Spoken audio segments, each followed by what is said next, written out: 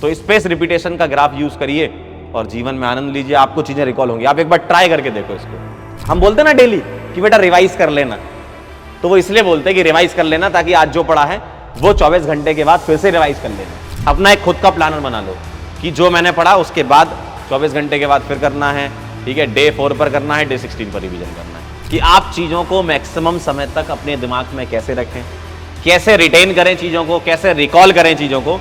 कई बच्चे ऐसे होते हैं जो समझ जाते हैं ठीक है सर बोल रहे हैं कि रिवीजन करना है तो हम रिवीजन कर लेते हैं, लेकिन कई बच्चों को यह समझ नहीं आता है कि करें तो करें कैसे, है ना।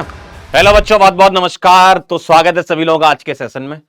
आज हम बात करेंगे उसके बारे में कि जब आप पढ़ रहे होते हो ना तो आप लगातार पढ़ते जाते हो और आप चीजें रिकॉल नहीं कर पाते हो, ठीक है। तो आज का टॉपिक हमारा ये है कि आप चीजों को मैक्सिमम समय तक अपने दिमाग में कैसे रखें, कैसे रिटेन करें चीजों को, कैसे रिकॉल करें चीजों को, जो कि बहुत इंपॉर्टेंट होता है। क्योंकि जब आप एग्जाम दे रहे होते हो ना तो एग्जाम के दिन आपके दिमाग में 10 तरीके के थॉट आते हैं, जिसमें से सिर्फ 2 ही थॉट काम के होते हैं जो सवाल से रिलेटेड होते हैं, जो क्वेश्चन तुम कर रहे होते हो।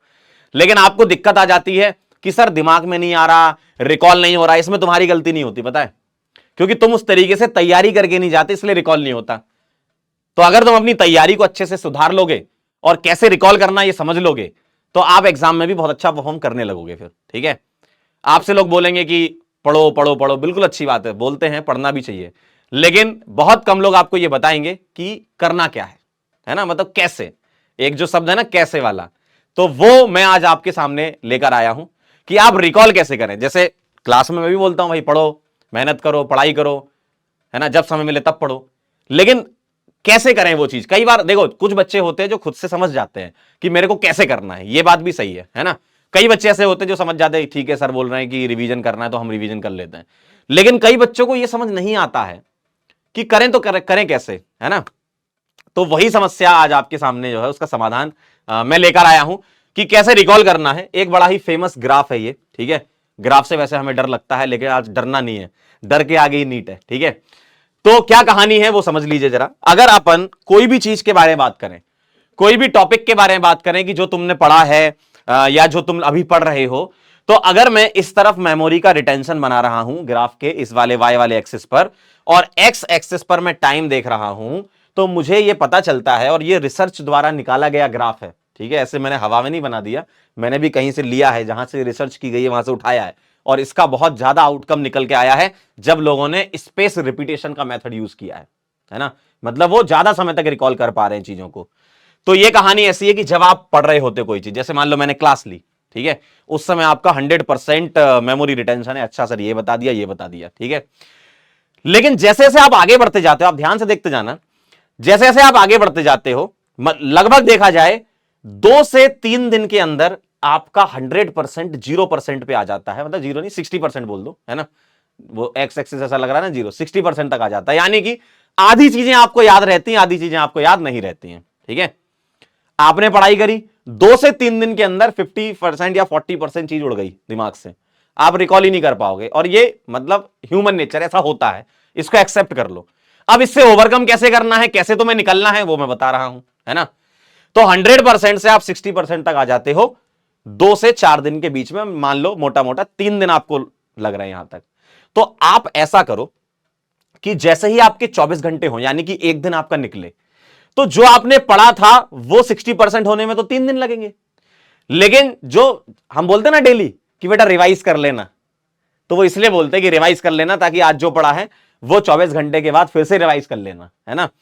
तो 24 घंटे पर फिर से आपको यहां से रिवीजन स्टार्ट करना है, जो पढ़ा है उसका रिवीजन करना है। थोड़ा जल्दी रिवीजन हो जाएगा, आप 2x पे चीजें देख सकते हैं, वीडियोस देखना है या नोट्स आपने बना रखे हैं तो उसको रिकॉल कर लीजिए, है ना। तो जितना समय आपको इसमें लग रहा है उतना समय आपको इसमें नहीं लगेगा। तो जो आप 24 घंटे के बाद रिवीजन जब इसका स्टार्ट करोगे तो वो भी डिक्रीज होगा। भाई सीधी सी बात है, ऐसी चीजें दिमाग में थोड़ी बैठती हैं।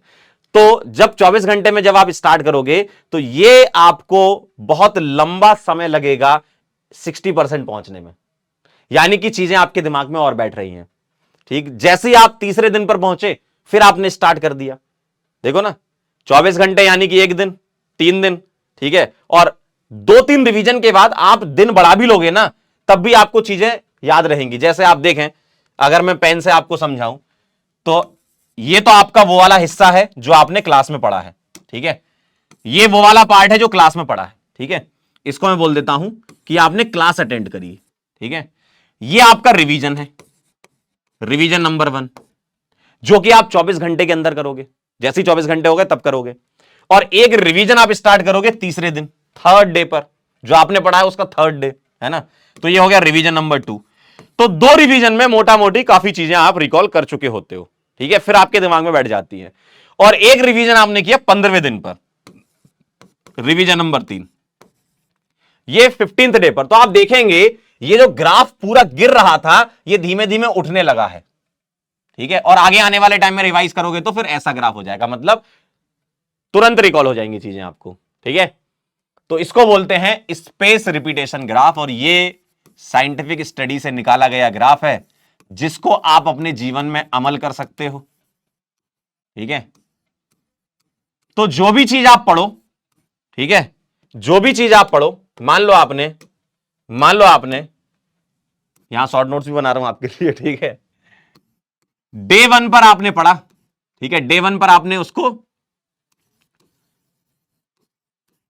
क्लास में पढ़ा, ठीक है, लर्न की जगह क्लास लिख देते हैं, ठीक है।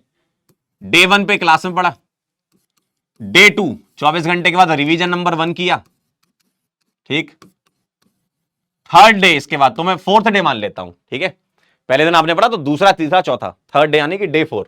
डे 4 पर आपका रिवीजन नंबर 02 हुआ, और डे 16 पर 15वां दिन यानी कि 16th डे, है ना, डे 16 पर आपने रिवीजन नंबर 3 करा। तो इससे आप देखेंगे कि 90% से ज्यादा चीजें आपको रिकॉल हो रही हैं, 90% से ज्यादा चीजें रिकॉल हो रही हैं। तो ये आप गांठ बांध लो, ठीक है। जब आप पढ़ रहे हो, आपने मेरी क्लास अटेंड करी, ठीक है, या किसी भी टीचर की क्लास अटेंड करी, उसके 24 घंटे के अंदर एक रिवीजन करना है, फिर डे 4 पर रिवीजन करना है, फिर डे 16 पर रिवीजन करना है।